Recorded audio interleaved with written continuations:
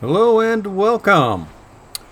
Well, last time I showed you how I upgraded my Specialized Rockhopper from a 1x to a 1x, or more specifically, from a 1x setup using the stock square taper sealed bottom bracket to a new crankset with external bearings.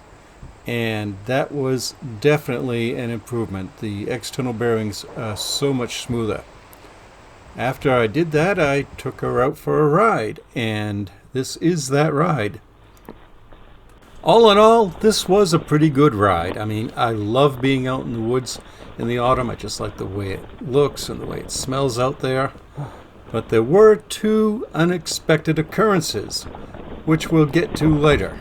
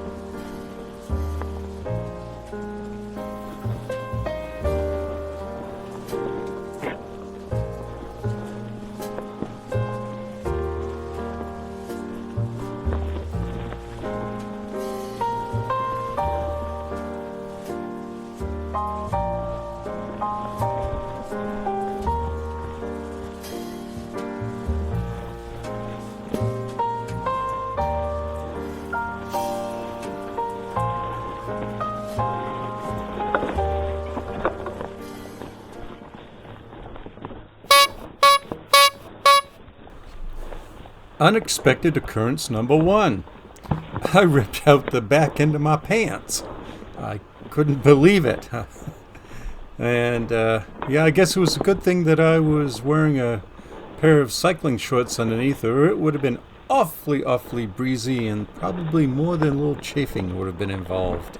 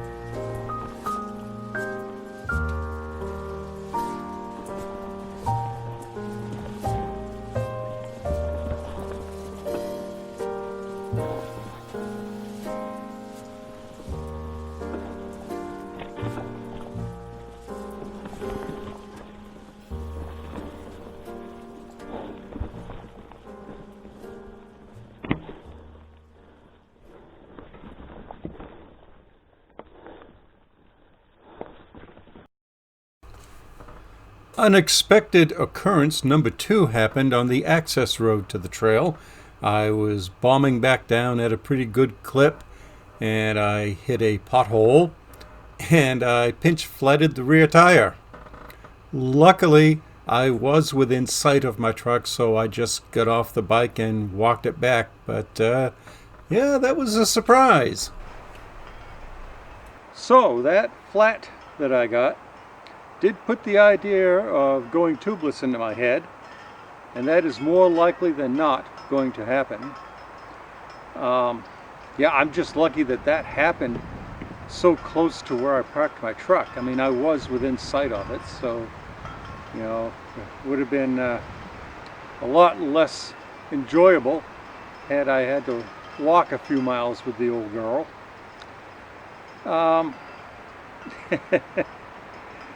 As far as the pants go, well, everything worked out well in the end. Yeah, I can't pass up a pun. It's a genetic defect. I suppose, you know, if that's the worst thing that ever happens to me on a ride, and by no means has it been, I really can't complain an awful lot. So, hydraulic brakes, those are an idea that I've been toying around with. I think it would be in my best interest just to have my local bike shop do that. I did put a set of $35 Zoom hydraulic brakes that seem to be working well on my Mongoose Dolomite, but this bike I think deserves a little bit more than the bargain basement. So, with that said, I wish you health and happiness until the next time we meet. If you want to see more about how this bike got to its current state, there's a link below on the left, and there's a link to a similar build-up on that Dolomite that I mentioned below right. Thanks for watching. Seriously, I appreciate that every single time you do. Bye.